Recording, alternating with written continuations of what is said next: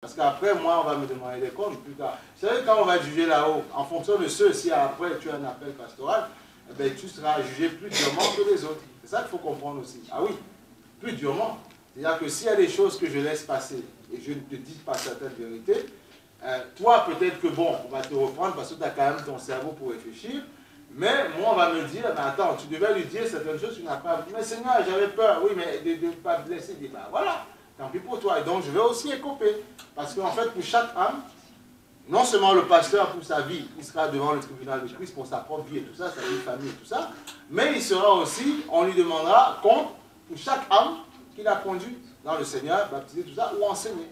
Parce qu'il y a, comme Paul disait, il y en a qui plantent, d'autres qui arrosent. Voilà. Amen, c'est comme ça. Voilà. Il y a des gens, parfois, tu peux être là, maintenant, on continue à t'arroser. Mais les âmes appartiennent à Dieu. Voilà. C'est ça. Alors pourquoi, quand Dieu vous amène dans une église, aspirez à grandir, à avancer, perdez pas votre temps. Il y a beaucoup comme ça, ils ne veulent pas grandir, du coup, ils perdent leur temps, et après 10 ans, ils ont perdu 10 ans, et après ils vont ailleurs, mais ça n'avance pas. Alors que non, quand Dieu te plante quelque part, tu dis, bon Seigneur, maintenant, le passé, j'étais un petit peu volage, maintenant, stop, je veux grandir maintenant. Et là où tu vois, là, ça commence à se développer, et là, là on avance. Hein? Là, on avance. Il y a un problème, non? Attends. Et on avance. Voilà. On avance après. Mais il faut vraiment grandir. Il faut aspirer à grandir. Il y a des gens, parfois, ils ont été appelés. Il y a eu un appel sur leur vie. Mais ils tournent. Il n'y a rien. Et après, ils vont d'une fleur à une autre. Mais il n'y a rien, ça n'avance pas. Au bout d'un moment, il faut s'arrêter, se dire non, je m'arrête. Et puis maintenant, on va comprendre. On va réfléchir, Seigneur. Je veux produire du fruit. J'ai envie, quand j'aurai, je ne sais pas, pour certains 60, 70 ans, je dis, mais ma vie quand même, j'essaie de faire quelque chose. Ou même quand je serai près de mon Dieu, lui dire, mais Seigneur, je n'ai pas à rougir. Parce qu'on s'est battu, on a combattu, mais on t'amène. Eh oui, c'est ça. Regardez. On va aller sur. Vous allez comprendre ce que j'essaie de vous dire. Parce que c'est. Pour comprendre, on n'est pas dans une petite affaire dans cette histoire. Il dit à nous, il dit à ceux qui conduisent, il dit, prenez donc garde à vous-même et à tout le troupeau sur lequel le Saint-Esprit vous a établi évêque, ou paître, donc évêque qui veut dire enseignant tout simplement, évêque, pour paître l'église du Seigneur, qu'il s'est acquise par son propre sang. Voilà.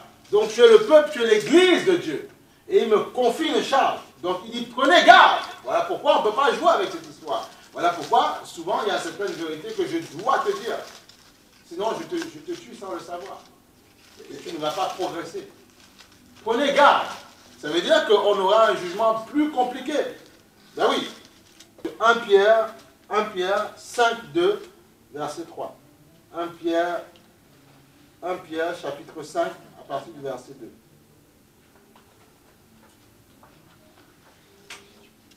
C'est pour ça qu'il faut comprendre. C'est pour ça que le diable, ce qu'il veut faire, c'est frapper la tête à chaque fois.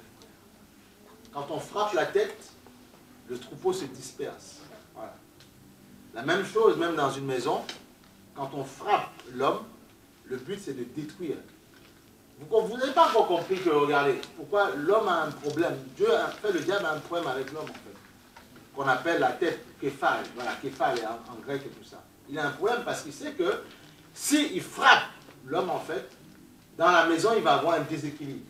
Parce que, on verra, c'est ce papier qu'on a écrit sur le mariage et tout ça, on nous donnera pour ceux qui doivent s'engager dans ces choses-là. On dit képhale, c'est important. L'homme a une autorité de position, la femme a une autorité d'influence. Voilà. C'est pour ça qu'une femme qui a le cœur de Dieu, elle peut faire en sorte que son couple, sa maison, soit quelque chose de magnifique. Voilà pourquoi le Seigneur dit, celui qui a trouvé une femme a trouvé le bonheur. Voilà. Parce que la femme, c'est le cœur, L'homme, c'est la tête. On dit képhale. Voilà. C'est très important. La femme, c'est la poutre, elle soutient. Et le diable, on a vu même dans les trucs carcéraux, tout ça, aux États-Unis, même ici, quand tu vas dans les prisons, Fleury, Maujus et tout ça, la plupart de ceux qui sont en prison sont des hommes. Non mais vous n'avez pas... Il faut comprendre ce que le diable fait. Il a attaqué Ève, mais il voulait détruire Adam. La preuve, quand le Seigneur est venu, il n'a pas demandé des comptes à Ève, mais à Adam. Comprends? Il dit, non, la femme que tu as mis à côté de moi. Il dit, oui, mais toi, tu ne devais pas comprendre ce qu'il fallait faire. Fais attention. Par contre, il y a eu des femmes qui ont su retourner après cette situation-là. On prend le cas d'Esther, par exemple, qui a fait en sorte que son peuple ne soit pas châtié, parce qu'elle allait influencer le roi, positivement. Et ça a amené la bénédiction sur Israël. Vous comprenez? Voilà pourquoi les femmes doivent avoir comme exemple Sarah, Esther, toutes ces femmes-là, qui par leur position d'influence, elles ont influencé. Vous voyez? Sarah, elle a su influencer Abraham au bon moment, pour que justement il puisse écarter Ismaël, pour que la destinée continue. Sinon, on ne sera peut-être pas là. S'il avait élevé Ismaël et Isaac dans le même toit, on ne sait pas ce qui serait passé. Et la promesse était sur Isaac. Donc Sarah a joué son rôle d'influence. Abraham a été têtu, mais il a fallu qu'un ange lui parle dans sa couche. Il a dit, Sarah a raison, écoute-la. Ouais. Donc c'est pour ça que, quand on a compris tout ça, on comprend que la femme n'est pas un être à écraser, non. Parce que le Saint-Esprit est dans les deux corps. Il n'y a pas de sexe dans l'esprit, en fait. C'est vrai que dans le corps, pour l'ordre en fait établi, Dieu nous dit, voilà, il y a masculin, féminin, pour que ça marche, il demande à un de descendre. Mais ça ne veut pas dire qu'en descendant, tu descends, mais pour t'imbriquer, pour soutenir l'autre. Donc, pour que l'autre fonctionne bien, il a intérêt aussi à écouter un petit peu aussi celui qui est en dessous. Voilà.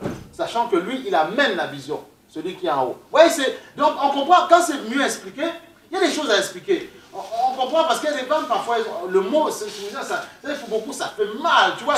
Non, parce qu'on n'explique pas bien. Il faut expliquer ces choses-là. Comme ça, les gens comprennent. Et là, on peut bâtir un couple harmonieux après. Voilà, c'est ça. On ne se vanne pas, on ne se pique pas. Moi, je disais à quelqu'un dans la semaine, j'ai dit non, apprends à célébrer ton mari. Oui, mais il n'est pas... Non, j'ai dit non, maman, célèbre-le. Regarde pas que le mauvais côté.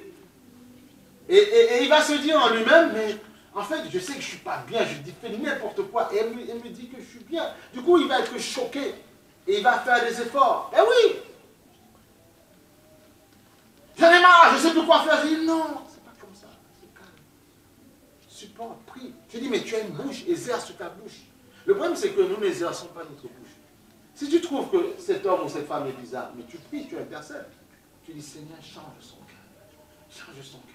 Tu pries, tu intercèdes, tu as une bouche. Et Satan, il va nous mettre des problèmes dans nos cœurs, dans nos vies, et comme ça, et c'est ce qu'il aime. Comme ça, tu n'utiliseras pas ta bouche. Satan a peur de ce qui est dans ta bouche. J'ai dit, mais utilise ta bouche. Il dit, oui, j'ai dit, oui, parce que utilise ta bouche et parle. Prie, déclare. Il dit, c'est mon homme, c'est mon mari, nous sommes mariés. Peu importe ce que tu fais, Satan, tu ne pourras pas le déstabiliser, tu vois. Et si une femme comme ça se lève dans la foi, elle change le cœur de la personne. Esther a été capable de le faire. Elle a été capable de le faire. Prenez exemple sur ces femmes-là. Des femmes d'autorité. On a dit, la femme n'avait pas le droit d'aller voir le roi. Non, elle n'avait pas le droit. Elle a dit non, mais j'y vais. Vous voyez, ça c'est l'audace, ça. Elle a d'abord jeûné, remis à Dieu, pour que Dieu nettoie les petits influents, les petits démons qui étaient autour du roi, pour ne pas avoir de combat. Elle dit, Seigneur, si je dois mourir, eh bien je mourrai, mais j'y vais. Parce que Mardoché lui avait dit au départ, n'oublie pas que tu es une Israélite.